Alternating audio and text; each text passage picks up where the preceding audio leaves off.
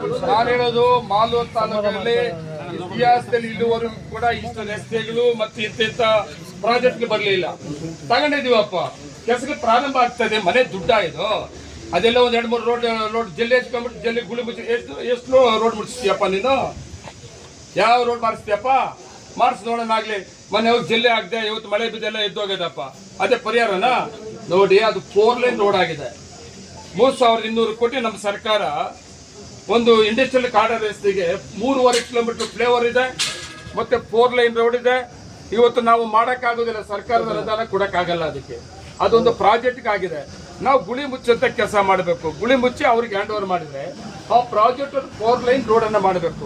ಇನ್ನು ಉಳಿದಿರೋದು ಎಷ್ಟು? 2-2.5 ಕಿಲೋಮೀಟರ್ ಇದೆಪ್ಪ. ಮಾಲೂರಿಂದ ಜಯಮಂಗಲ ಮುಂದುವರೆಗೂ ಕೂಡ ಗುಳಿ ಮುಚ್ಚಿದೀವಿ. ಇನ್ನು ಉಳಿದಿರೋದೇನಿದೆ ಮುಚ್ಚತ್ತ. ಹೌದು, ಮಳೆ ಬರ್ತಾ ಇದೆ, ಜಲ್ಲಿ ಹಾಕಿದಿರೋದಿಲ್ಲ, ಅದರಿಂದ ನಾವು ಡಿಲೇ ಮಾಡಿದೀವಿ. ಜಲ್ಲಿ ಹಾಕಿ ಆದ್ಮೇಲೆ ಹಂಗೆ ಡಾಂಬರ್ ಹಾಕ್ಬೇಕು. ಡಾಂಬರ್ ಹಾಕಲಿಲ್ಲ ಅಂದ್ರೆ ಜಲ್ಲಿ ಸುಮಾರು ವೆಹಿಕಲ್ಸ್ ಹೋಗ್ತಿದೆ.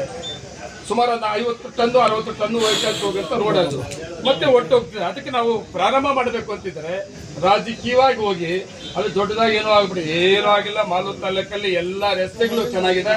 ಒಂದು ರಸ್ತೆ ಹೊಸ ರಸ್ತೆ ಕೆಟ್ಟಿದೆ. ಆ ರಸ್ತೆಯನ್ನು ಪ್ರಾರಂಭ ಮಾಡೋದಕ್ಕೆ ಈಗಾಗಲೇ ದುಡ್ಡು ಸ್ಯಾಂಕ್ಷನ್ ಆಗಿದೆ, ವರ್ಕ್ ಆರ್ಡರ್ ಇಶ್ಯೂ ಆಗಿದೆ. ಆ ಸಂಸ್ಥೆ ಪ್ರಾರಂಭ ಮಾಡಬೇಕು. ನಾವು ಗುಳಿ ಮುಚ್ಚೋದಕ್ಕೆ ಕೆಲಸ ಮಾಡ್ತಾ ಇದ್ದೀವಿ.